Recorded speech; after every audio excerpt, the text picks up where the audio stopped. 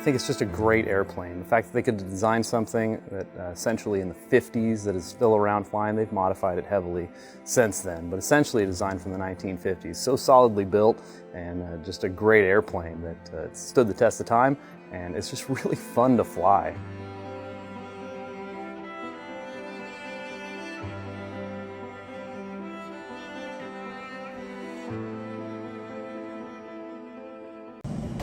The U-2 provides high-altitude, all-weather surveillance and reconnaissance, day or night, in direct support of U.S. and allied forces.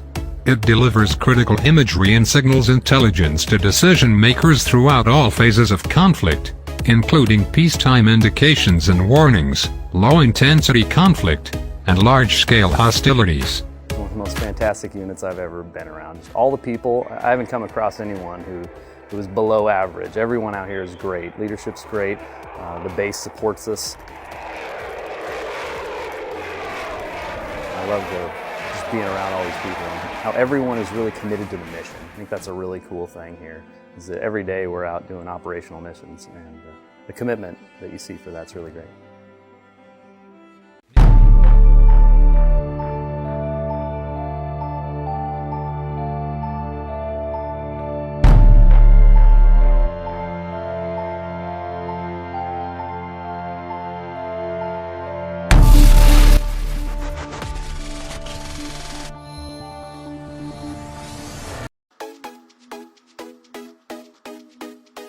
The U-2 is capable of gathering a variety of imagery, including multispectral electro-optic, infrared, and synthetic aperture radar products which can be stored or sent to ground exploitation centers.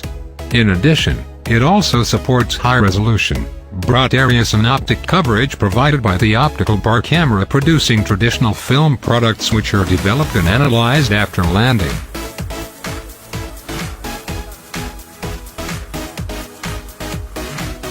The U-2 also carries a signals intelligence payload.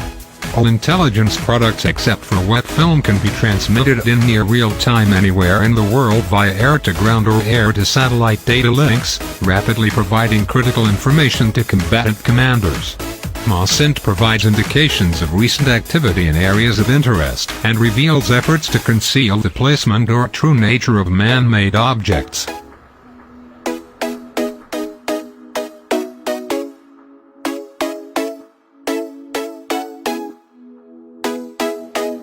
Routinely flown at altitudes over 70,000 feet, the U-2 pilot must wear a full-pressure suit similar to those worn by astronauts.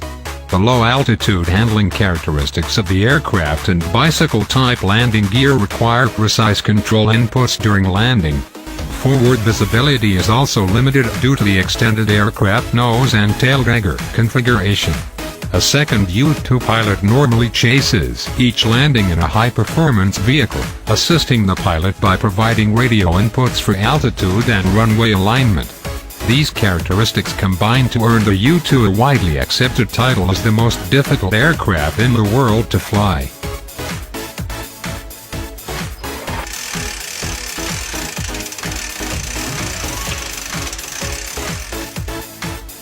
The U-2 is powered by a lightweight, fuel-efficient General Electric F118-101 engine, which negates the need for air refueling on long-duration missions. The U-2's Block 10 electrical system upgrade replaced legacy wiring with advanced fiber optic technology and lowered the overall electronic noise signature to provide a quieter platform for the newest generation of sensors.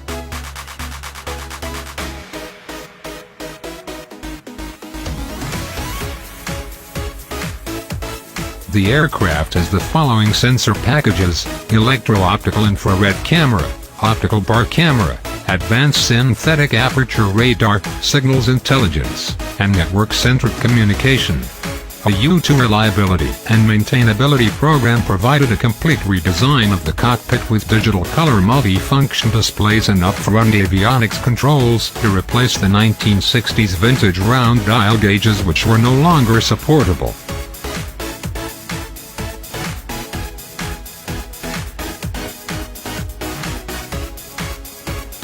Built in complete secrecy by Kelly Johnson and the Lockheed Skunk Works, The original U-2A first flew in August 1955.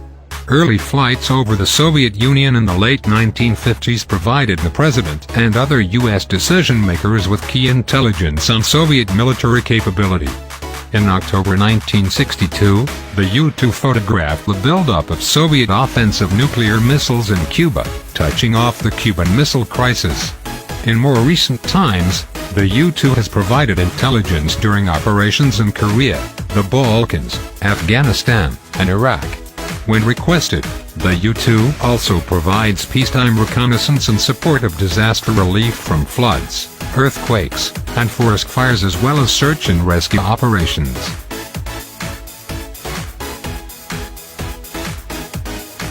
The U-2, first flown in 1967, was 40% larger and more capable than the original aircraft. A tactical reconnaissance version, the Trail 1A, first flew in August 1981 and was structurally identical to the U-2R. The last U-2 and Trail 1 aircraft were delivered in October 1989. In 1992, all Trail 1 second and U-2 seconds were designated as U-2RS.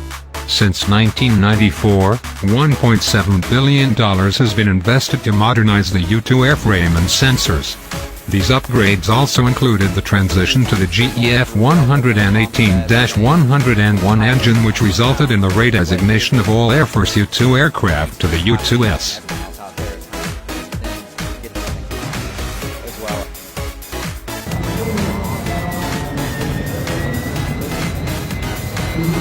U-2 seconds are home-based at the 9th Reconnaissance Wing, Beale Air Force Base, California, but are rotated to operational detachments worldwide. U-2 pilots are trained at Beale using 5 two-seat aircraft designated as 22S before deploying for operational missions.